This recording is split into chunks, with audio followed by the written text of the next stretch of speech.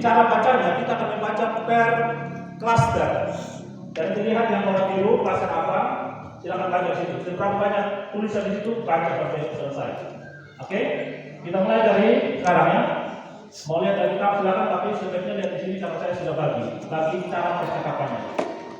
Oke, mulai seperti 1, 2, 3. Pada itu, Saudara Yesus dari rumah itu dan duduk di pinggir danau. Maka datanglah orang-orang yang berbondong-bondong lalu mengikuti dia, sehingga dia naik ke perahu dan duduk di situ. Sedangkan orang banyak semuanya berdiri di pantai, dan dia mengucapkan banyak hal dalam pemahaman kepada mereka. Katanya, untuk menabur pada waktu ia menabur.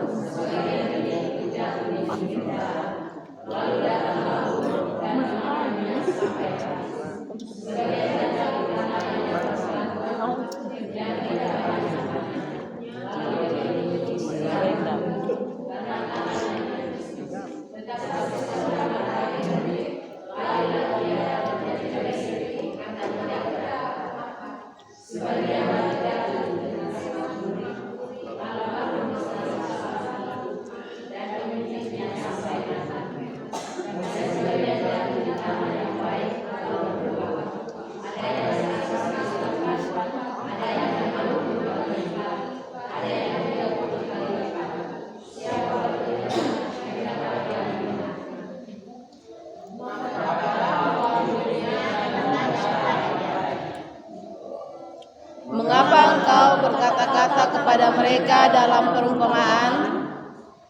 jawab Yesus.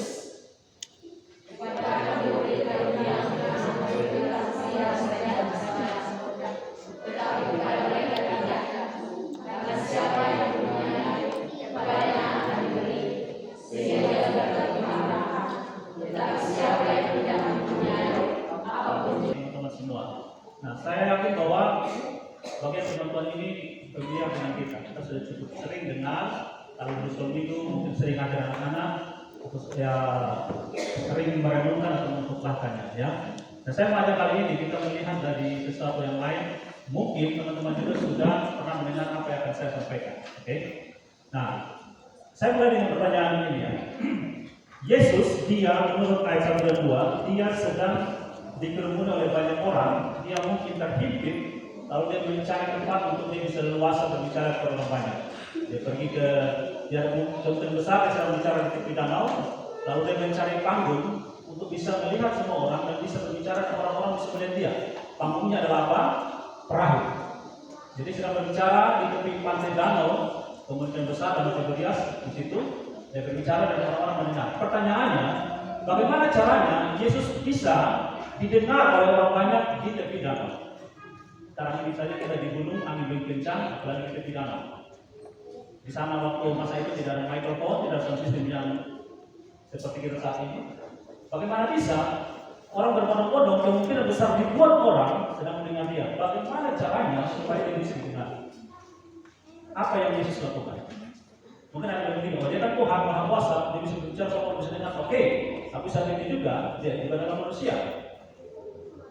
Bagaimana bisa gitu ya? Kalau kita bicara soal Tuhan, pasti dia berbicara, tapi sebagai manusia, apa yang dia kerjakan? Saya sengaja sampaikan ini untuk mengajak kita bisa berpikir dari nanti ketika kita kemarin kita bicara soal classroom manajemen, bagaimana kita mengajak, apa yang kita lakukan supaya audiens kita, anak-anak kita bisa memperhatikan kita. Contoh tadi saya ajak kita mengawali dengan publikator saling berhadapan berbicara. Mungkin begitu saja kita jenuh menatap mata orang dan mendengar dia, mungkin kita jenuh. Apalagi kita tipe pembicara, tipe talk aktif, tipe orang yang suka berbicara daripada mendengar. Apalagi anak sekarang ini, kebanyakan mereka lebih senang berbicara daripada mendengar. Mereka tidak terlalu tertarik dengan orang, apalagi orang-orang yang lebih tua dari mereka. Gitu ya. Nah, jawabannya adalah Yesus dia memiliki kreativitas. Dia punya kreativitas sendiri. Lalu saya coba cari tahu apa kreativitas Yesus supaya dia bisa didengar oleh orang banyak. Saya menemukan beberapa pendapat ya. Kurang lebih ada 6 ya. Ada yang katakan bahwa dia punya suara yang kuat, ngomong yang berteriak. Kemarin di keluarga saya bilang picture voice, mental voice, suaranya lantang, kencang. Oke. Lalu ada yang bilang dia punya gaya berbicara yang memikat. Bisa jadi dia berbicara dengan intensitas emosional. Kadang-kadang kita berbicara itu emosional kalau kita marah orang. Tapi tidak sekali kita harus marah. Dalam berbicara pun kita harus sampaikan dengan sepenuh hati, dengan emosional. Karena emosi itu yang bisa dipegang oleh orang. Emosi itu cepat sekali merambat untuk orang bisa merasakan emosi kita. Teman-teman, kalau dengar orang berbicara, lalu tiba berbicaranya menangis, teman-teman akan lebih mudah menangis daripada sebelum dia menangis. Karena emosi itu merambat, seperti mengantuk. Kita lihat orang mengantuk, tidak sampai sebelum itu kita langsung mengantuk. Dia merambat cepat, ya. Menggunakan kiasan yang perumpamaan itu gaya bicara Tuhan Yesus. Dia senang sekali. Contoh tadi perumpamaan tentang menabur. Dia suka bercerita sesuai dengan konteks budaya saat itu. Lalu kalau kemarin kita bicara soal 3 gaya belajar, 3 gaya mengajar, 3 gaya belajar, dia senang memakai visual. Contoh ini. Nah, tapi menjadi pertanyaan, bagaimana dia mengajar tentang penabur di tepi pantai Nabok? Gitu. Dia ambil benih dari mana? Jadi saya mungkin sudah siapkan. Atau mungkin ada petani-petani yang ikut-ikut dia, ada yang pokok-pokok ini benih, lalu dia ambil dari contoh. Dia sangat kreatif. Nah, tapi ada satu alasan yang mungkin lebih masuk akal. Bukan berarti ini tidak masuk akal, sedikit lebih masuk akal. Yaitu yang namanya natural acoustic. Di Israel ada beberapa tempat yang sifatnya seperti amphitheater. Amphitheater itu seperti ini. Jadi Yesus berdiri di titik di mana ketika dia bicara walaupun dengan hal biasa tanpa teriak-teriak, orang bisa dengarkan ada pantulan dari alam itu yang sudah membentuk titik itu.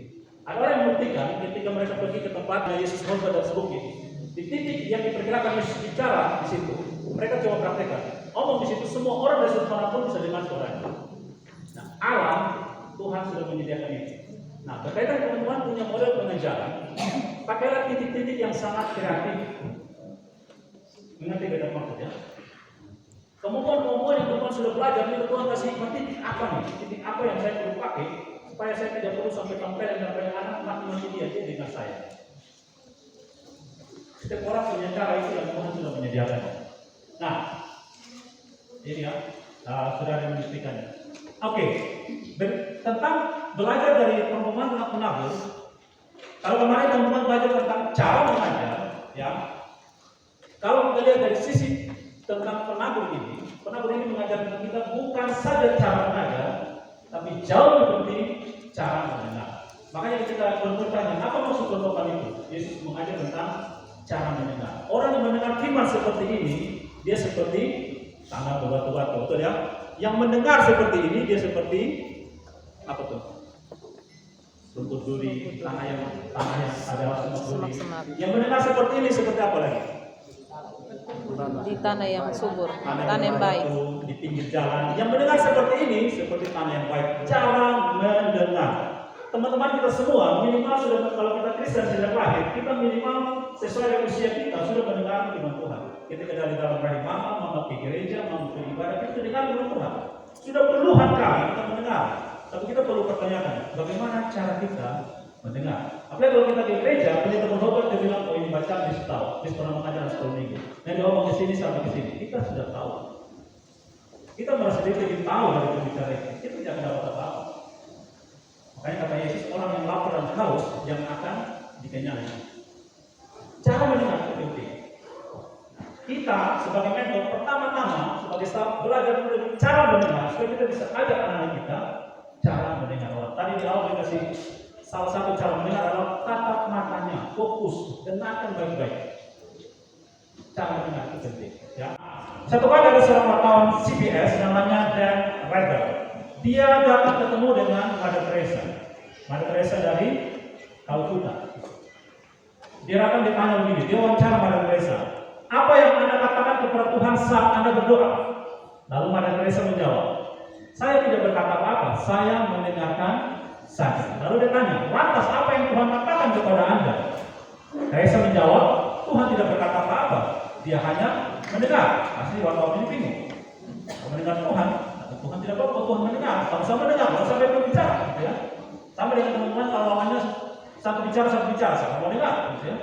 Nah, lalu Mother Teresa sebelum dan mereka ini langsung bertanya, Mother Teresa katakan, kalau Anda tidak memahami ini, aku tidak dapat menjelaskan itu kepada Anda. Kalau teman-teman tipe orang yang berdoa selalu bawa daftar pokok doa. Selalu berdoa seperti laporan mengenai upacara kepada pemimpin upacara. Anda sangat sulit mendengar apa yang Tuhan berbicara. Karena setiap kali Tuhan berbicara kepada kita, minimal Tuhan berbicara melalui firman Tuhan yang ada dalam kitab. Baca Alkitab saja, Tuhan sudah bicara kepada kita. Tuhan juga bicara melalui hati nurani kita. Roh Kudus bicara melalui hati nurani kita yang sudah dibersihkan. Nah, kita bilang orang yang dibaptis itu hati nuraninya dibersihkan. Belajar benar sangat penting. Yang Mother Teresa sedang bicara adalah namanya Lexio Divina. Lexio artinya bacaan, Divina itu divine, ilahi, bacaan ilahi. Apa itu bacaan ilahi? Alkitab. Saya yakin antara kita semua di sini pasti punya pengalaman pribadi, spiritual yang Tuhan ketika Tuhan berbicara. Kalau teman-teman tidak punya pengalaman itu, lalu ketika orang bilang begini, Tuhan berbicara kepada saya, kita akan bingung. Kapan Tuhan bicara? Lu gila-gila sama Tuhan berbicara. Tuhan tidak bicara kepada saya pun sekarang. Apakah seperti itu? Saya percaya Tuhan bicara kepada kita setiap hari. Caranya beda-beda. Cara Tuhan bicara kepada kita beda-beda, karena kita pun beda-beda setiap orang. Nah, apa itu Lexio Divina? Lexio Divina itu adalah steps to pray, langkah-langkah untuk berdoa. Yang pertama, undang Roh Kudus untuk hadir bersama-sama dengan kita. Roh Kudus memang hadir setiap kali dengan kita. Dia ada bersama-sama dengan kita. Minta dia hadir dan pimpin tuntun kita. Makanya tadi sebelum kita baca Tuhan kita berdoa di gereja, sebelum khotbah berdoa, karena kita minta Roh Kudus menuntun kita untuk berdoa. Yang kedua, baca firman Tuhan. Exercise, tanya pada hatimu. Apa firman Tuhan ini bicara apa kepada saya? Kalau merasa kurang yakin, boleh pakai tafsiran-tafsiran, komentar-komentar Alkitab dan sebagainya. Seperti tadi, baca tentang permohonan. Apa sih permohonan ini bicara kepada saya apa? Kalau kita baca kitab dan atau pendeta berkhotbah dan kita merasa tidak ada terlibat dalam bacaan itu, kita tidak tertarik untuk dengar. Karena firman Tuhan itu selalu salah satu sifat firman Tuhan adalah relevan sepanjang masa, sampai kapanpun dia akan relevan dengan kehidupan kita. Kalau kita tidak menemukan relevansi firman Tuhan itu dalam diri kita, kita tidak akan peduli. Sama dengan begini, kita dengar orang ngomong, tapi yang diomong itu tidak ada kaitan dengan kita. Kamu betah dengar dia ngomong? Satu detik lagi saya sudah tinggal dia. Tidak ada kaitan dengan saya, kita bisa dengar dia. Firman Tuhan selalu relevan dengan kita. Yang ketiga, meditasi. Ambil waktu tenang dan dengarkan Tuhan bicara kepada kita. Tenangkan. Nah, kita itu orang terlalu sibuk. Sampai di sini yang merasa 24 jam sudah cukup bagi dia. Satu hari 24 jam sudah cukup. Ada? Ada, saya. Yang tidak cukup itu dia punya planning 5, satu hari cuma kerja 1, 24 jam sudah cukup. Terlalu sibuk. Kadang-kadang tidak sibuk. Saya tidak sibuk Pak, saya ingin sibuk diri. Lebih repot lagi. Nah, yang keempat adalah berdoa. Berdialog dengan Tuhan. Dan yang kelima adalah contemplate. Mendengar lebih dekat lagi, lalu praktekkan itu dalam kehidupan sehari-hari. Ini Lexio Divina. Siapa pernah praktekkan ini? Ada pernah lakukan ini? Belum pernah? Saya sangat rekomendasi lakukan ini. Saat ini salah satu tradisi kekristenan yang sudah mau dibilang hilang zaman sekarang ini. Kalau teman-teman mau bicara retret pun, rekoleksi pun jarang orang lakukan ini. Karena ini sangat baik untuk membawa diri kita menikmati ketenangan dan kedekatan dengan Tuhan. Oke. Nah, salah satu kata mendengar dalam bahasa Ibrani itu adalah Shema. Teman-teman, kami punya waktu berdoa yang ada tulis Shema Israel, Adonai Eloheinu, Adonai Echad. Itu dari Allah Esa. Nah, dengar di dalam bahasa Ibrani, dengar itu artinya menyimak, bukan sekedar hear, tapi listen up, dengar, simak, taat, lakukan. Itu kata Shema. Dengar. Jadi kalau kita dengar, bukan hanya tahu, tapi simak baik-baik apa maksudnya. Dia ngomong ini artinya apa? Menyimak, listen up, simak baik-baik, lalu taat melakukan. Oke. Nah, saya butuh contoh yang ini. Kesepian versus kesendirian. Sepi itu tidak sama dengan sendiri. Orang bisa merasa kesepian di tengah keramaian, tapi orang bisa saja menyendiri, tapi dia tidak merasa sepi. Apalagi dia sering berdoa dengan Tuhan. Saya tidak sendiri, Tuhan bersama-sama dengan saya. Itu kesendirian, yaitu keadaan menyendiri. Apalagi saya orang sering bilang healing. Kenapa? Karena dia merasa terlalu sibuk. Ambil waktu untuk menyendiri, bukan sekedar healing apa itu, tapi menyendiri dan menikmati Tuhan di tengah kesendirian kita. Kesendirian yang harus kita berikan adalah sebuah disiplin rohani. Itu harus dibangun, harus dibiasakan. Mungkin bisa beberapa menit, atau mungkin bisa beberapa hari. Sebenarnya kita 3 hari ada di sini, bahkan sampai bisa bertahan. Ini tempat yang paling tepat untuk kita solitude, menyendiri dengan Tuhan. Tapi kita cari botol susu, kita cari milk tea, kita cari hal untuk kita update status. Daripada kita update status kita dengan Tuhan. Nah, Tuhan menggunakan pengalaman kesendirian untuk membawa kita kepada diri sebenarnya. Di dalam kesendirian kita akan benar-benar menemukan siapa kita di hadapan Tuhan dan siapa Tuhan bagi kita. Itu waktu yang tepat di dalam kesendirian. Kita akan benar-benar menikmati itu. Nah, saya akhiri dengan cerita pengalaman Tuhan Yesus atau kita tentang kaitan dengan solitude. Solitude itu bisa bukan solitude-nya ya, tapi Tuhan melalui solitude kita dengan Tuhan, kita bisa mendapat balasan. Matius 6 ayat 6 Yesus bilang, kalau kamu berdoa, Yesus ajarkan ada 2 tipe berdoa di tengah keramaian yang disebut Bapa kami yang di surga. Kami kan bukan sendiri loh, Bapa kami yang di surga. Tapi dia bilang, anak ada 6 dan Matius dia bilang, masuk ke kamar kunci pintu, solitude sendirian dengan Tuhan. Maka Bapa yang melihat dan bersungguh itu akan membalasnya kepadamu. Yang kedua, solitude adalah prioritas yang berharga. Yesus dalam segala kesibukan dia mulai dari pagi sampai tengah malam, bangun pagi-pagi, dicari tempat yang sunyi, lalu dia menikmati kesendiriannya dengan Tuhan. Kita apa? Tidur tengah malam, bangun pagi-pagi kita ambil HP, cek. Tidak ada yang like apa yang saya posting dari bawah. Dia boleh marah-marah. Kok saya WA tidak ada yang balas? Jangan sampai HP rusak.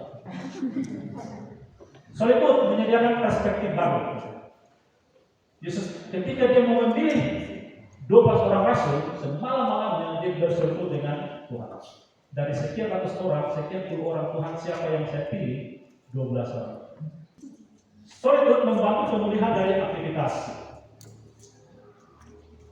Yesus juga setelah dia menyembuhkan orang dan banyak orang cari-cari dia pergi mengundurkan diri. Dia tidak langsung teruskan pelayanan atau dia menyendiri.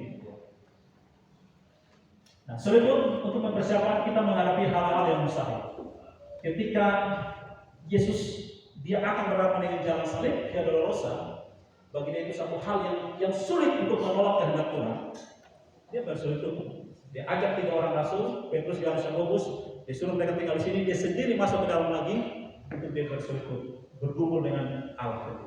Kalau boleh, cawan ini lalu ya. Tapi kalau memang tidak bisa, saya dalam diri saya, bikin cawan ini, jadilah cawan.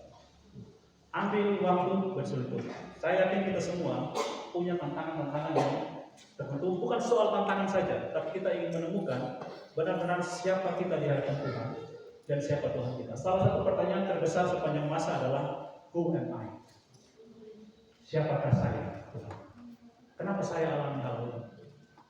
Kenapa saya mengumpulkan? Kenapa saya terjun ke pelayanan KPK? Siapakah saya?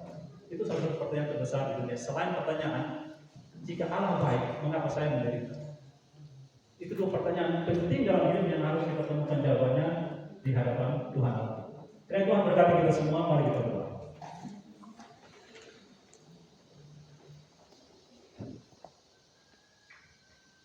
Saya beri waktu beberapa detik ke depan, silakan teman-teman mereka doa secara pribadi. Jika dalam perenungan ini teman-teman menemukan hal penting, hal berharga yang mau teman-teman syukuri, atau teman-teman mau membuat komitmen baru di hadapan Tuhan. Beberapa detik saya berikan waktu, silakan berdoa.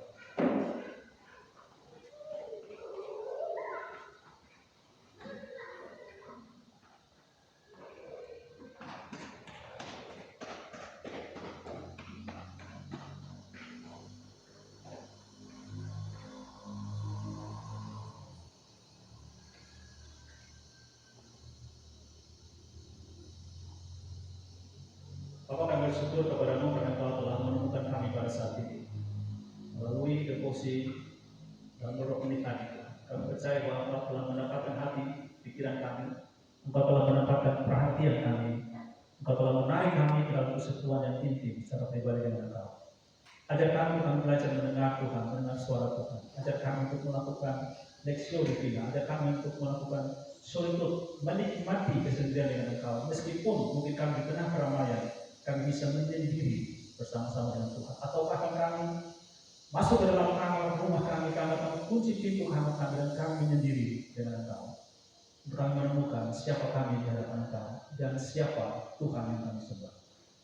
Terima kasih banyak Bapak, supaya kami dikuatkan ketika kami menjalani kehidupan ini, ketika kami menemukan pergumulan-pergumulan yang membawa kami dalam penderitaan. Kami tetap percaya bahwa Engkau tidak pernah meninggalkan kami. Karena itu, kami tetap menang dalam segala pergumulan kami. Namamu dipermuliakan sampai selama-lamanya. Kami bersyukur dan berterima kasih di dalam dan di nama Tuhan Yesus Kristus yang telah memulihkan kami semua. Amin.